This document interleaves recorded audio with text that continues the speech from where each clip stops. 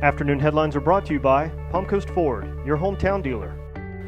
Hello everyone, I'm Jared Malden with your afternoon headlines for Wednesday. A new organization for pregnant and parenting women suffering from substance abuse problems has opened its doors in Flagler County. That's today's top story. Project Warm, a Stuart Marchman Act Behavioral Center program, relocated to the former Vince Carter Sanctuary in Bunnell. With 52 beds as well as outpatient mental health and addiction services for both adults and children, Project Warm houses participants for 6 to 12-month terms while they undergo treatment. Women also undergo classes focused on building parenting skills as well as vocational education. Turning our attention to part 2 of a roundtable discussion with Representative Travis Hudson. In this last installment, Hudson talks about the state's decision to accept federal Medicaid money and a public-private partnership he'd like to see in Florida schools. The Senate came up with a plan that took a portion of the federal dollars, I don't think it was all, it might have been very close to all, to cover about 1.1 million Floridians. The House, our side, looked at it and took a different position.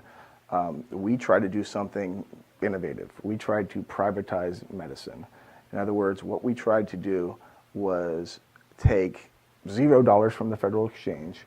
We were going to be able to fund 550,000 Floridians, and of that 550, those were the ones that really needed it.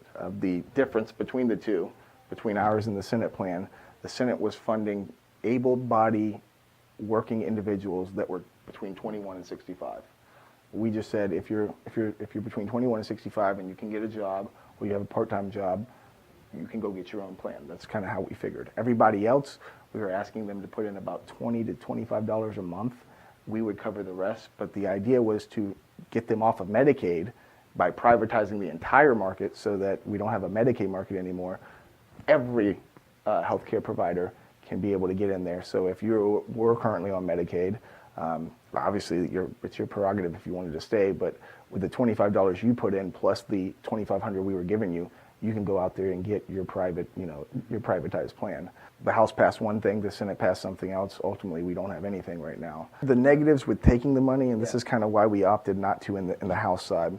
Once you take it, you're stuck. You can't opt out anymore. The agenda for next year, right now, I'm taking 2 or 3 ideas that I have, education and environmental, and we're kind of workshopping those. By August, we want it on the speaker's desk, and we want it on the top chair's desk for education or environmental, and say, is this a good idea? Should we proceed forward with it? One of the big ones, and it's an idea we're kicking around, is the public-private partnership that everybody talks about.